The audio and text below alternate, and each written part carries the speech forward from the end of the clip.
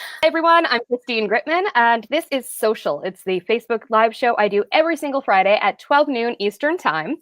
And I have my smart friends on to talk about social media. And these particular smart friends I've spent a lot of time with in the past month, despite living across the continent from each other. This is Amy and Caitlin from Simply Social Media in Santa Fe, New Mexico. Hi, guys.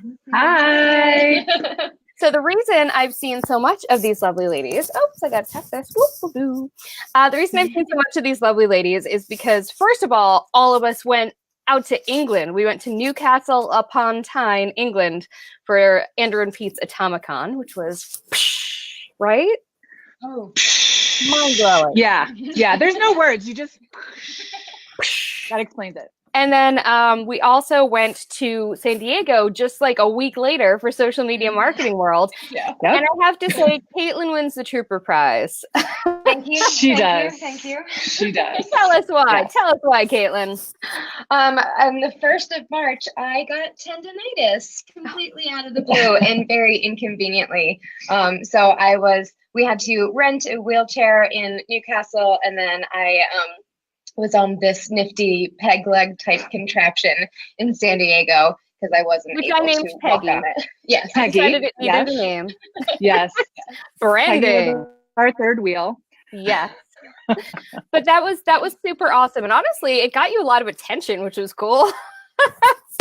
Oh yeah, I got a lot of comments. And Amy, Well, I think what's so cool is it speaks volumes about, one, Andrew and Pete. We never for 1 second thought about not going. Mhm. And then of course, San Diego was like, it didn't stop us at all. Like that, there was no way that was going to stop us. She walked 13 miles in San Diego on that peg leg. Oh my goodness. Yep, just That the is 3 days nuts. of the conference. That is nuts. You are a trooper, though. I mean, you're probably pretty fit to begin with since you're an aerialist and whatnot. Yeah. But that's awesome. And Amy, you also get an award because you were her. Thank you. Thank you. You were her second leg. Really, Peggy was the third leg. True. That's true. Yes. Well, It awesome. was a labor of love. Yes, it was. So let's talk about what you do in real life, like when you're not traveling around to conferences with Peggy. So let's hear. So tell me about Simply Social Media. Sure. We are a social media marketing consultancy. We specialize in influencer marketing and social media training workshops. And I don't know if you know the backstory about how we met, Which I love. Yeah. So Caitlin and I met on Instagram. Yep.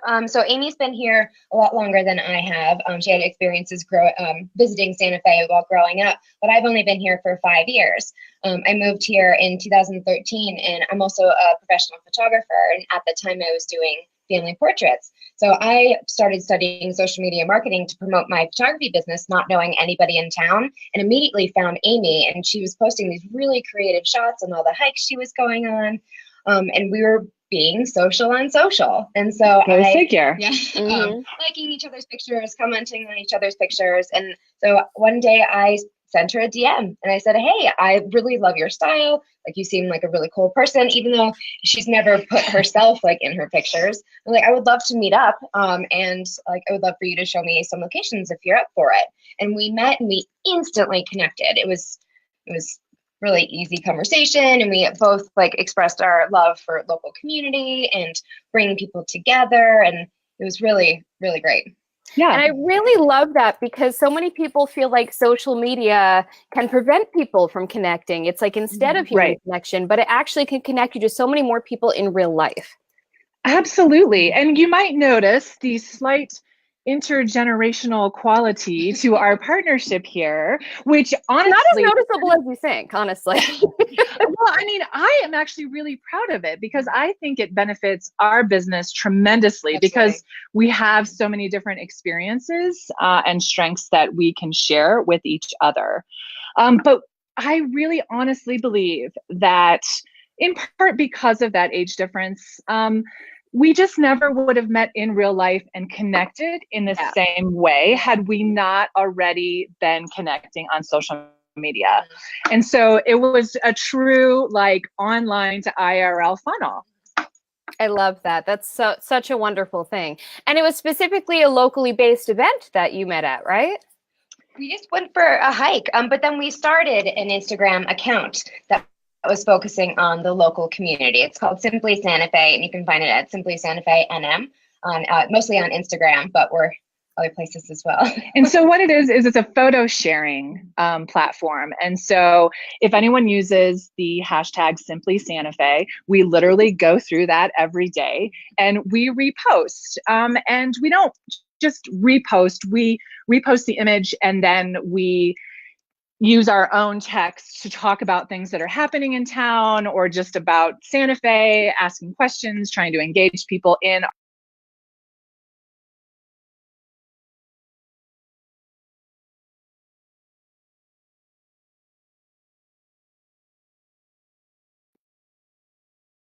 Back? Am I back? Anyone? Bueller? There you are. Hi. Okay, hi. Sorry about that. I have no idea what happened there. But hopefully everyone heard you. I heard you. But that's awesome. So now you mentioned that you're constantly looking at that hashtag. So did you start that meetup?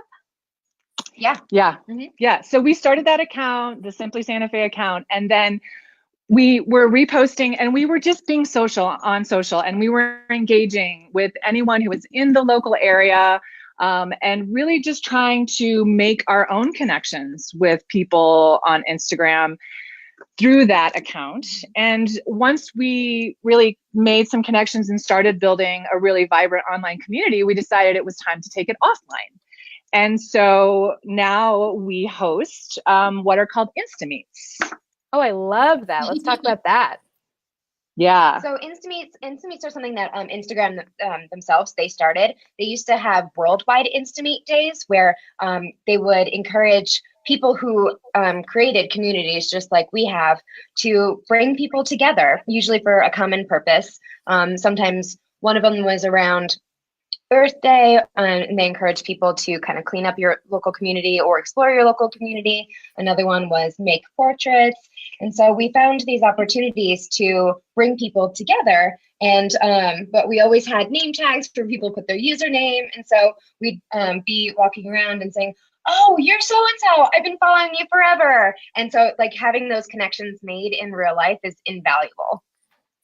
Absolutely, and that's awesome. So how did you let people know that it was a thing? How did you get those people to begin with? How did you spread the word so that people actually would communicate and participate in this community initiative? Right. So we promoted it on that account, Simply Santa Fe.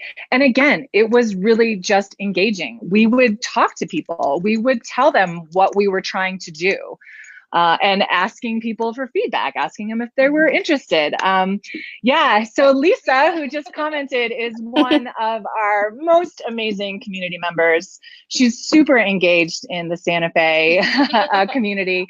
And yeah, so just being social, really, and talking to people and encouraging conversation and asking for input and getting people to buy in. And so it's really community driven. Did you go on and engage on existing accounts that maybe had that same audience that you were going for, or did you just hope that people found you? No, we coached people, but we wanted to. Oh, we went through hashtags. Yeah. We went through geotags. You know, we did all of the Santa Fe NM, How to Santa Fe, which was a city-driven initiative that really kind of kickstarted the Instagram community here. There is a very vibrant Instagram community. I mean, we have really helped to grow it a lot, but it existed when we started. So we really kind of got in on the cusp of just sort of this like explosion, this growth explosion of the Instagram community concept. I love that. So the It was also before the algorithm too. Oh yeah. So that really did help because, you know, we had a lot more eyes, right, with the chronological timeline. So absolutely. Well, that's a good point. And did you use particular hashtags? It sounds like hashtags are a big part of how things came together. Yeah. So we just really, I mean, we have our own hashtag, of course, but then which is which is simply Santa Fe. Mm-hmm. And we just looked through like Santa Fe NM, all the local hashtags. There's a lot of businesses and organizations also that use Instagram here. So, we would go through all of those. Geotags is a really important piece because even if people don't use hashtags, you can still find them if they're using a hashtag. So we would go through geotag, the Santa Fe geotag. So we just utilized all those tools that Instagram gives you to connect with people. And just to clarify what you mean by geotag, you mean like tagging the location of where you're posting from? The location, yeah, exactly. Yes. Or where that picture was taken. That's awesome. And that's good. And that also informs the algorithm. So the algorithm maybe was easier in some ways before the algorithm, but now I'm sure that probably is helping you, that part. Right. Mm-hmm. And we're also very fortunate that Santa Fe is a small-ish city. So there's about 80,000 people here, and it's already very local centric and community minded. So it wasn't really a big stretch to sort of recreate that same thing online. So we had a lot of really good factors working for us. But again, it was countless hours of engagement and really just trying to build that community by talking to people, creating conversation. I love that. And that is so key. That's the thing a lot of people don't get. They wonder why their social media isn't catching on or the things they're trying to do. And it's because they're just putting things out there and hoping people will respond as opposed to engaging in actual conversation. So let's talk about, so that's how you got people engaged online. But getting people to leave their houses is shockingly difficult. Like that is one of the biggest mind-blowing things I've discovered in like adult life, which I technically have been in for a long time. But the fact is, it's like shocked me. Grown-ups don't want to do stuff. How do you get people so much easier to not do something to actually? How do you get people to leave their houses and not just engage with that online community, but to also bring it in real life? We provide them exclusive opportunities. That's really what it comes down to. So we started doing the Instameets just kind of as a way to gather and really solidify that online community in real life. But then we started working with businesses. And so one of the first is the Santa Fe Opera. And they have, it's an incredible world-renowned A-class opera house. It's a gorgeous venue kind of up on this hill. It's really like dying to get up there and photograph. And that's another great thing about Instagram is that you already have this thing in common in that people like to take photographs, right? And they like to get behind the scenes. And so we just created that opportunity for them. Do you want to tell them about opportunity? Opportunity. We created this opportunity with one of the people who were managing the social media for the opera, and we were able to create this event where we brought people to the opera, mostly for the first time. People hadn't been before, and we got exclusive behind the scenes tours, which those are available to the public, but you're not allowed to photograph anything during them, which for the very first time, our group was allowed to do that. And we're still the only group that's allowed to do photography. Now that's an exclusive. It's super exclusive. It really is. We got special production talks by members of the and we have directors, we have choreographers, the librettists. They come and they talk to us in what is also exclusive place within the venue itself called the Opera Club. So usually you have to be a pretty big donor to gain access. So we go there after we have these behind the scenes tours. We get these really exclusive one-on-one talks, which I have to say, when we first started doing it, we weren't sure what that, how that would really play with our audience. But it's so great and interesting to get the behind the scenes. You feel so connected then once you go to see the opera. And then we have special seating where we are allowed to photograph. It's dress rehearsals, so we're not interrupting a full on performance. But we're still the only ones who can photograph ever. During a performance. So just creating that exclusive opportunity for people to come get out of their houses and come dress up and drink champagne and take a bunch of great photos. Now, did you already have relationships with the Opera House that enabled you to put that together? Wow, you just approached them. How did you convince them that this was something? So what happened? We've been very lucky, actually. We've never approached anybody else. We've always been approached for these types of events. People are paying attention. Yeah. We do, again, it goes back to having a pretty good community here already. Yeah. One of our very first events was with the Santa Fe Brewing Company. They're the oldest brewery in Santa Fe. Yeah. They started in 88, but they're let's see. So we did an Instameet there where they do small batch brewing. And so we brought some people there. We brewed a batch of #Simply Santa Fe, green chili pale ale. But what happened is that the person we were working with there at the brewery was also very good friends with the PR person at the Santa Fe Opera, and she noticed what was happening on Instagram, and she asked him, "How did you get these guys to come what's do this? going on? How do I get this at the Opera?" So they contacted us, and within 3 weeks, we had put together 2 different events for 60 plus people. Wow. Yeah. That is completely brilliant. I love that the businesses in your community recognize the value of that. Right. Well, often the reason that they is because they're looking for a new demographic, and Instagram tends to skew younger, and they are looking for social promotion in a different way, outside of their own channels. And so when you bring 60 people to the Opera, you have 60 different micro-influencers talking to their peers about their experience. And then they also get to capture all of that amazing user-generated content. So in the 5 years that we've been working with the Opera, we're now managing their Instagram account, and it's like a gold mine. That's incredible. Yeah, we have more content than we can even use sometimes. So wow. Oh, I love that so much. That is like the best case scenario story for everybody. And it's a win-win. That's exactly right. That's what we always say. There's no one loses in that scenario. Yeah. That's incredible that you were able to prove that value so quickly and the word was able to spread. Now I want to go back a second. You mentioned the term micro-influencers. Now, do you try to curate who attends these events, or is it kind of the people who self-select tend to be the right people? We do a combination of both. And so last year was the first year we started doing smaller events that were limited to only 20 participants, and we were looking for people that had more than 1,000 followers. But even the whole goal is to get people who've never been there before.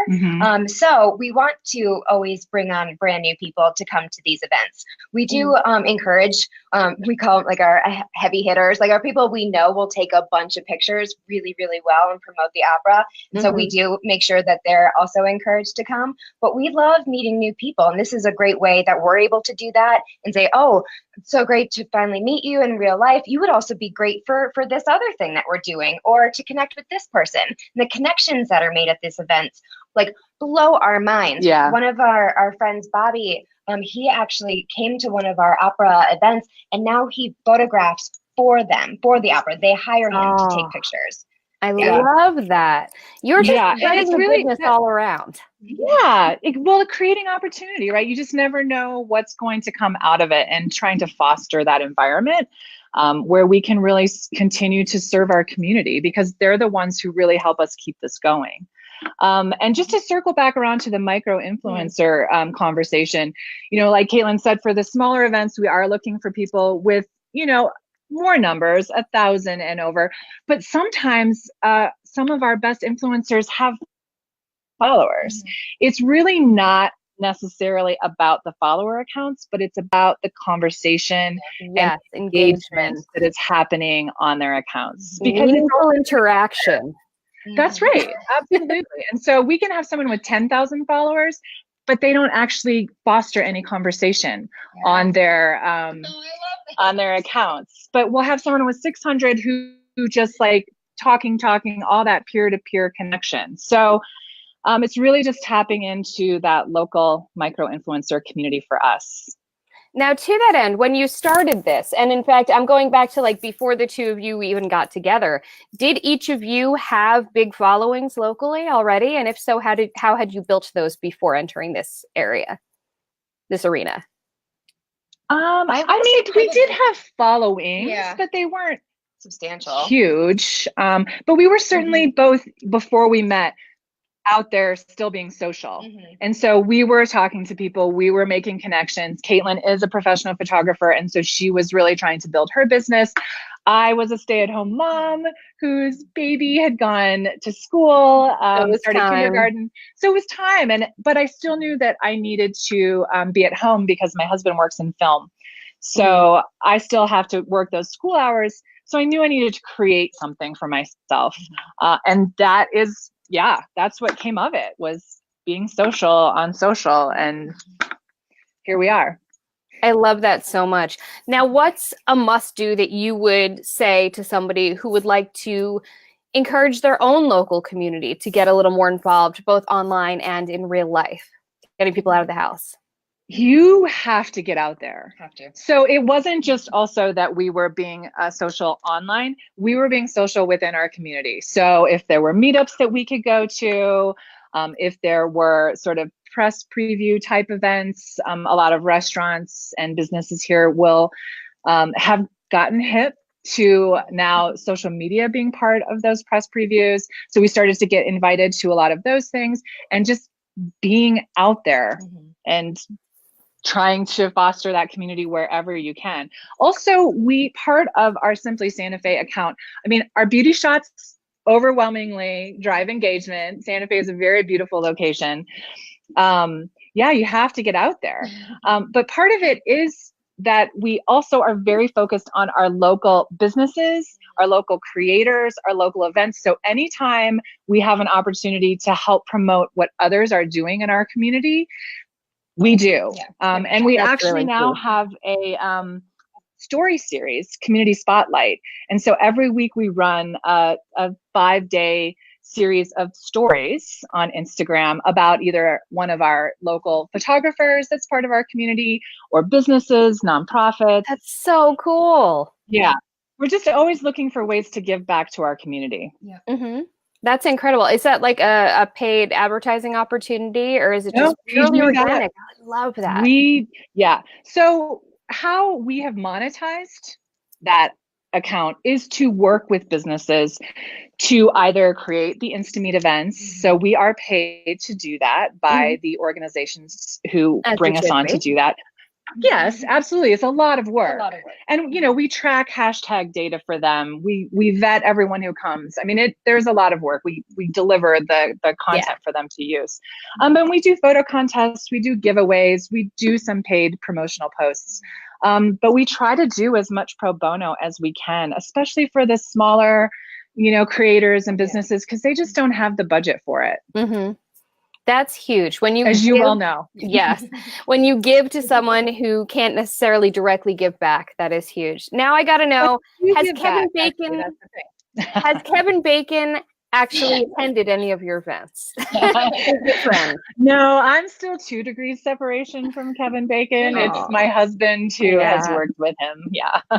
It happens. We can't all be directly connected to Kevin. We can't all be. No. Although we are all tangentially connected to Kevin Bacon. Sure. All right. I want to see if anyone has any questions here, because that would be very good to know. If anyone wants to know anything about how to foster those local communities, both online and in real life. Really getting people out of the house can be the hard part, but it sounds like really just making sure that people feel connected to something is really the key to that, and making it a cool opportunity that they can't get otherwise. Yeah, we actually, a lot of people will come to us and want to host a type of an event like that because they can see the results. But really, we always have to start with why, right? Why are people going to come out of their homes? Yeah. We see this as attractive to you, but what's in it for them? Like, we could go to this place anytime we want to. What's the incentive? Right. But you can get really creative with that. So we were working with an art gallery, and they were moving to a new location, opening a new gallery, and they wanted to do an event. And we're like, well, I mean, great, very exciting that you're opening a new space, but what is going to attract photographers to come? What's going to make it interesting as opposed to just, hey, it's the thing. Yeah, exactly. It's a grand opening. So what we did is we challenged photographers to photograph in the gallery pieces of art or the gallery itself and turn those into their own art. And then those images were judged, and then we did an IRL photo show. That's so cool. Yeah. So then those photographers got to have their work shown in a prestigious gallery around town, some for the very first time, which was it's really great to be able to do that for somebody. That is so you amazing. just have to really kind of step outside the box, because there is a way pretty much.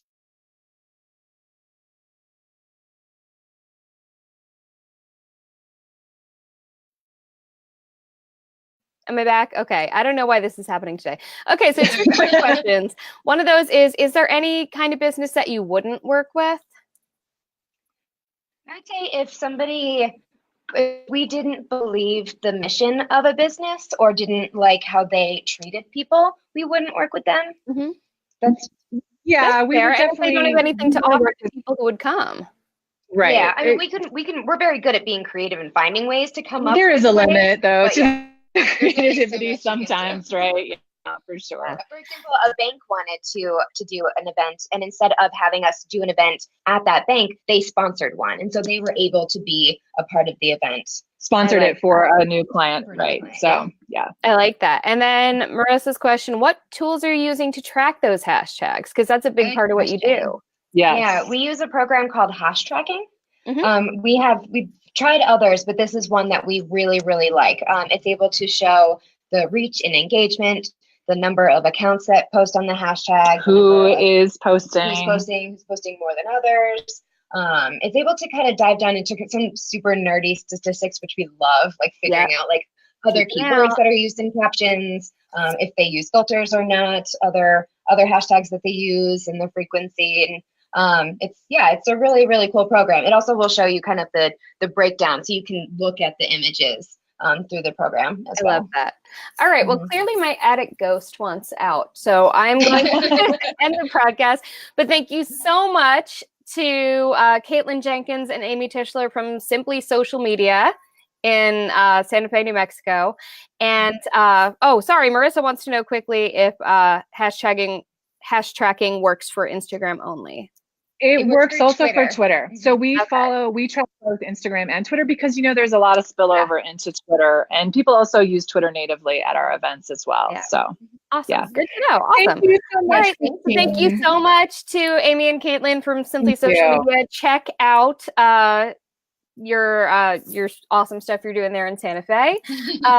Nyack, I'm coming for you. We're gonna do more local stuff, getting you out of your houses. And I, of course, am Christine Gritmon. I do this live show here on Facebook every Friday at 12 noon. I don't have the link yet, but next week I'm actually having photographer who has shot all 3 of us, Laura Pearman from Newcastle upon Tyne, UK. And we're going to talk about how the right pictures and the right imagery can really have your brand, can really blow your brand up. So I'm going to have a link to that in this comment thread a little bit later. And that's next Friday at 12 noon Eastern time. And thank you so much, Simply Social Media New Mexico. Bye. Thank you, Christine. Bye.